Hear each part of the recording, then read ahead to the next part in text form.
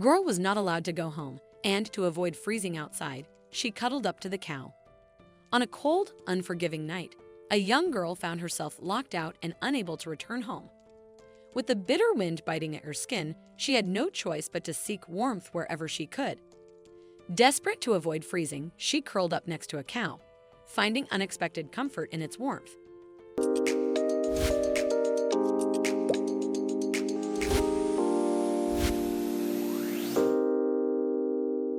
The bus came to a halt, and Sandra, just 10 years old with a backpack nearly as large as she was, stepped down onto the familiar cracked pavement. Normally, the porch light would be glowing, a comforting beacon in the evening haze, but today, her house stood in complete darkness.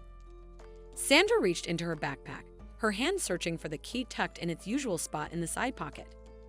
It was there, small and silver, but when Sandra slid it into the lock, it wouldn't turn.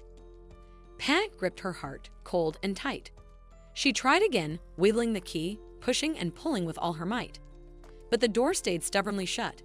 Her parents were away on a business trip, something that had seemed exciting earlier in the day, but now felt like a harsh and unfair abandonment. They had asked Mr. and Mrs. Jones next door to keep an eye on her, but she hadn't seen them all day. Their porch light was off as well. A single tear slipped down her cheek, its cold path a reminder of her growing worry. The street was eerily silent, the only sound the soft rustling of leaves in the breeze. Sandra knocked, hoping someone might be inside, that perhaps they had simply forgotten to unlock the door, but the hollow echo of her knock was the only response. It was completely empty.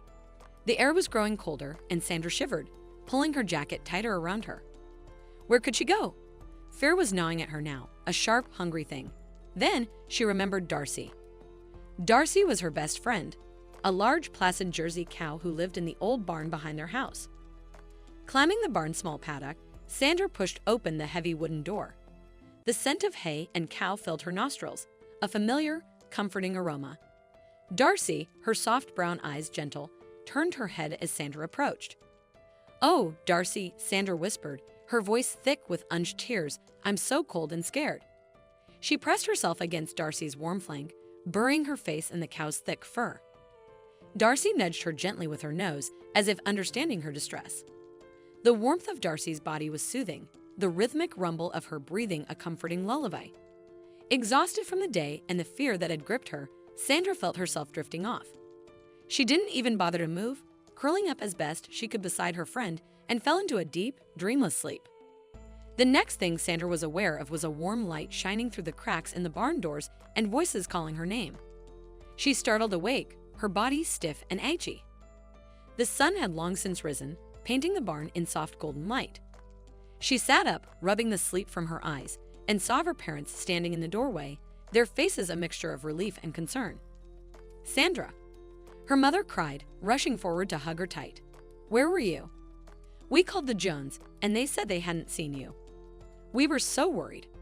Her father knelt beside her, his hand gently touching her cheek. "What happened, sweetheart?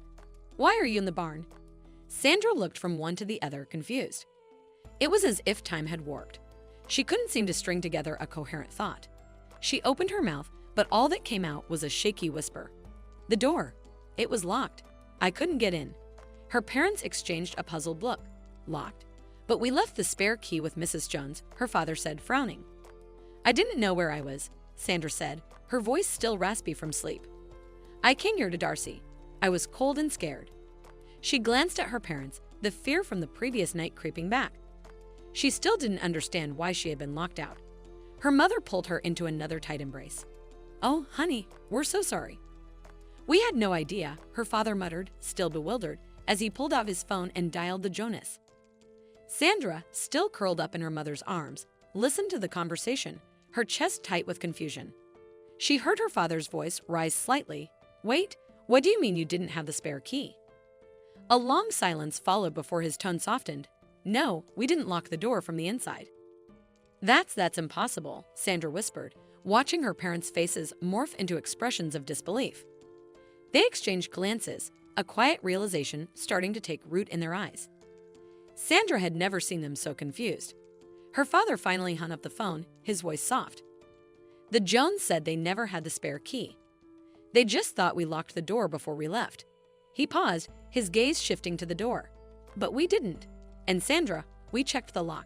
It wasn't broken, it was locked from the inside. What an incredible story. If you enjoyed this video and want to see more, don't forget to hit that like button, share it with your friends, and subscribe to our channel. We'd love to hear your thoughts, so please leave a comment below. See you in the next video.